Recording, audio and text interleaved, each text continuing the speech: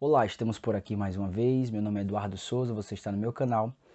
E eu peço a você que é meu amigo, que me visita aqui, você possa curtir este vídeo, você possa comentar, você possa compartilhar. Eu sei que às vezes compartilhar é mais complicado, comentar também as pessoas sentem certa vergonha, mas que você possa curtir, né, para que esse vídeo possa ter alguma relevância aqui nessa plataforma. Como todos nós estamos percebendo, né, nosso ambiente social tem entrado em algumas tensões, né, principalmente contra cristãos. Isso é notório. Eles dizem que nós estamos atacando e eles nos contra-atacam, mas nós é que sentimos que eles estão nos atacando e nós nos contra-atacamos. E baseado nisso, vendo isso, eu estou buscando me inspirar, né, buscando me inspirar para que eu possa manter a minha fé, né, manter a minha fé e não arredar o pé daquilo que eu tenho aprendido. Então foi o que eu resolvi. Eu resolvi selecionar alguns livros da minha mini biblioteca, né, para ler, para ver se eu me inspiro. E quais foram os livros que eu separei? Eu separei esses livros aqui. Eu vou ler só os títulos. Não amar as suas vidas. Ser fiel até a morte, dar-te-ei a coroa da vida. Esse livro aqui. Também tem esse outro aqui, ó. Não vim trazer paz. Esse livro aqui. Tem outro aqui. Fogo nas colinas de Zurique, né? Tem esse outro. O Marte das Catatumbas. Tem esse aqui que eu já li, reli, vou reler. Incendiados por Cristo. Veja como eu já li, ó. Tá tudo marcadinho aqui, ó. Eu marcando o livro. Não sei se vai dar para você ver, mas vou ler pela terceira vez esse livro. Espelho dos Mártires.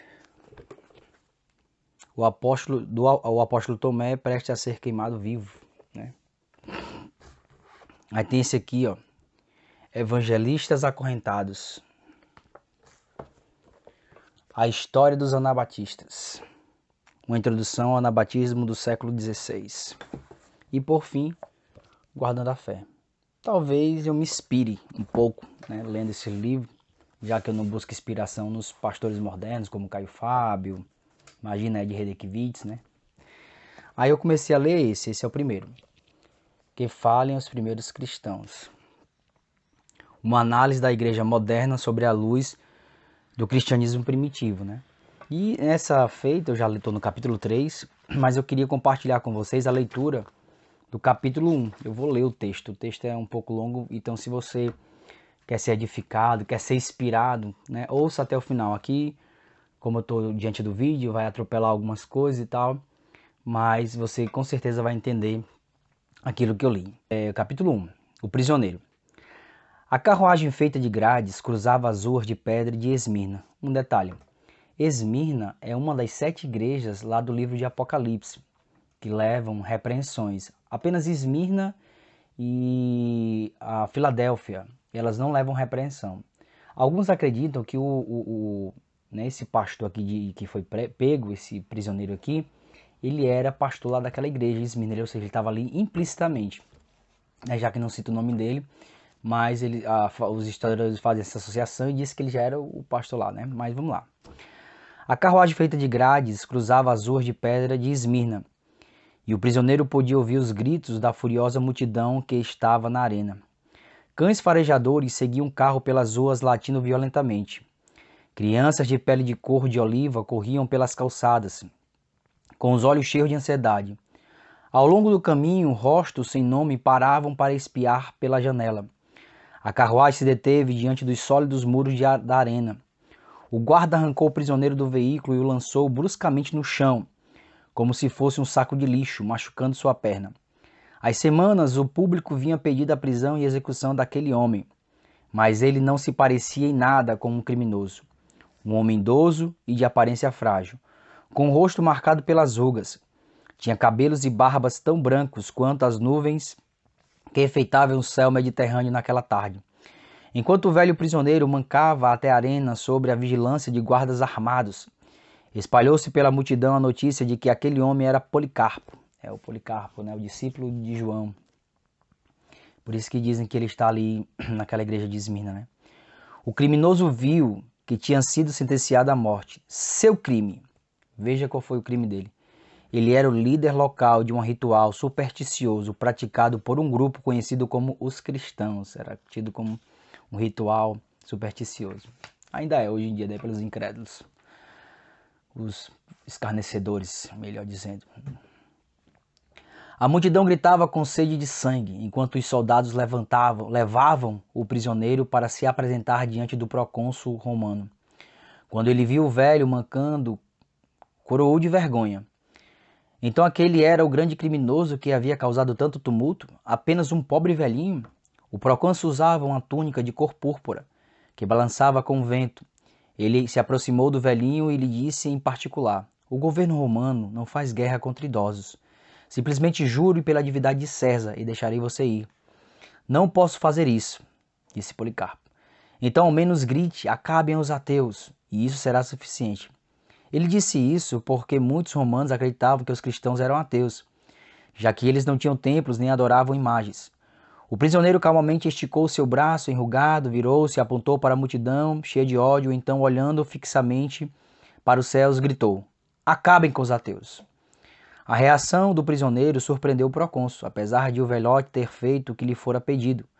O governador percebeu, pela reação da multidão, que a libertação do Policarpo estava fora de cogitação. Amaldiçoa Jesus Cristo, exigiu ele.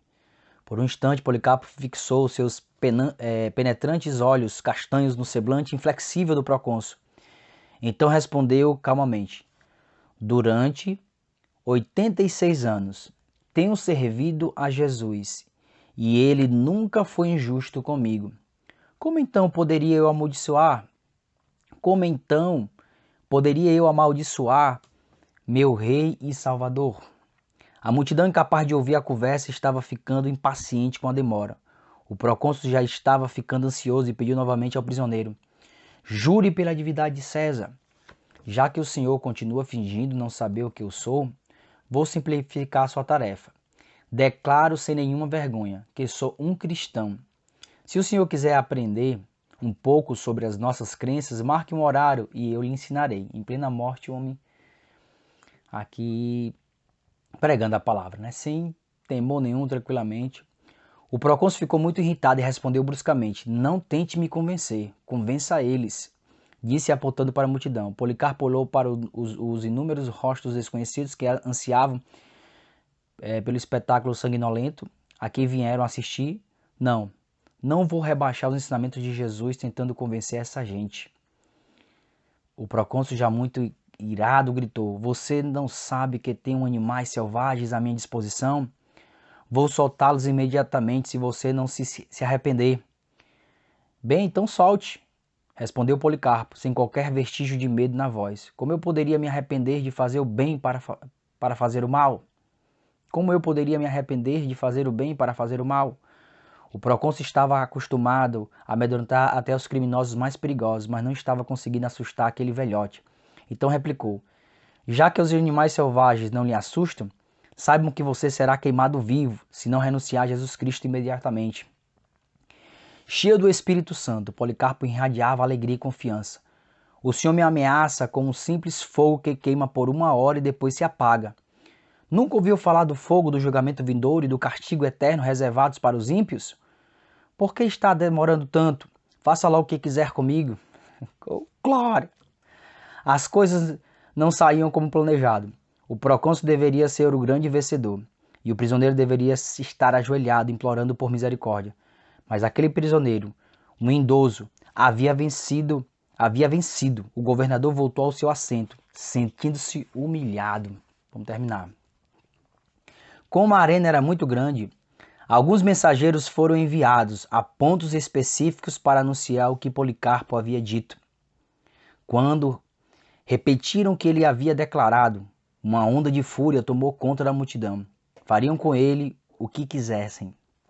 Pularam de seus assentos, correram pelas saídas e corredores, clamando pela morte de Policarpo. Corriam como loucos pelas ruas da cidade, juntando todos os pedaços de madeira que pudessem encontrar. Assaltaram alguns estabelecimentos, roubaram até a lenha acumulada dos banheiros públicos. Então voltaram apressados para a arena, com os braços cheios de lenha, para a pira que o carrasca estava preparando. Então empilharam a madeira em volta de uma estaca onde os soldados amarravam os membros de Policarpo. Mas Policarpo dizia calmamente aos soldados: Deixe-me como estou. Aquele que me dá força para suportar o fogo também me dará a capacidade para ficar imóvel na fogueira sem que precise me amarrar. Depois de permitir que Policarpo orasse, os soldados atearam fogo à pira.